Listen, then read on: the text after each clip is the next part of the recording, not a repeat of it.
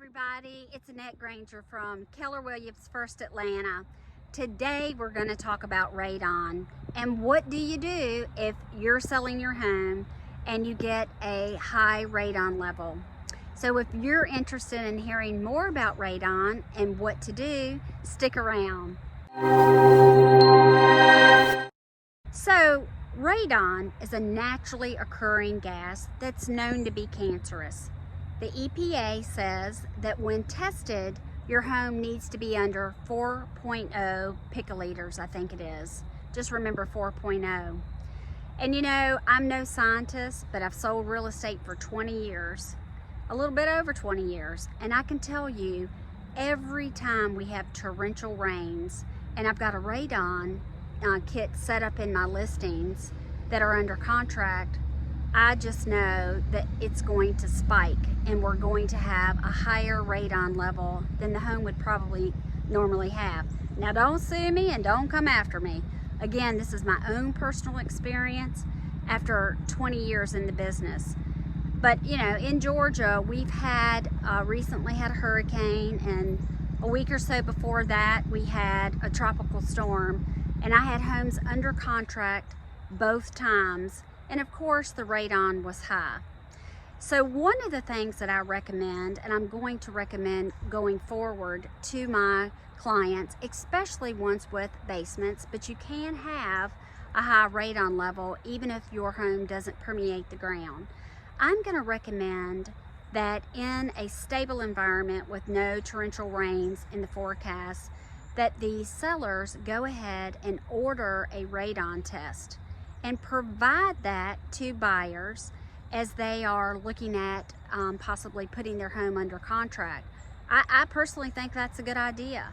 If they see that you've had a radon test in the last 30 days or so, it's potential that they won't even do a radon test. Even if they do a separate radon test, and let's say it's this, you know, torrential rains are coming in, at least we would have one radon test that was under if theirs came in slightly higher, and it would give us something to negotiate, because it's so fearful to people since it is a naturally occurring cancerous gas.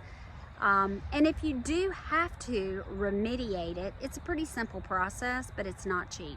Depending on the square footage of your home, you're looking at anywhere from $1,200 to $3,000. I'm getting ready to meet Elite Radon at one of my listings over at Kennesaw Mountain, and that home is going to be putting in a radon remediation system as part of the amendment that has been agreed to by both parties. So bottom line, I recommend, just like I recommend if you have an older home, any home that's older than 10 years, you know, before you put your house on the market, have it inspected. Don't wait for surprises. They're never good. And go ahead and take care of any deferred maintenance and any issue that's going to cause your house problems during the inspection. Because if the home and the deal falls apart and the house has to go back on the market, it's going to carry a stigma that's going to end up costing you more than taking care of things up front. So the best thing to do is get a local realtor that knows your market, one that can advise you well, and you know, I'd love to help you, and do what you need to do. It's not just staging and painting and, you know, putting lipstick on your house. It's really getting in there and offering that buyer a solid product.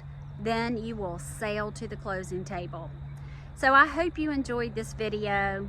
I loved having you stay with me. And if you have any questions that you want to ask Annette anything, be sure to post it. I answer all of my questions, and I look forward to any time I get contacted. So until we talk again, good selling. Bye, y'all.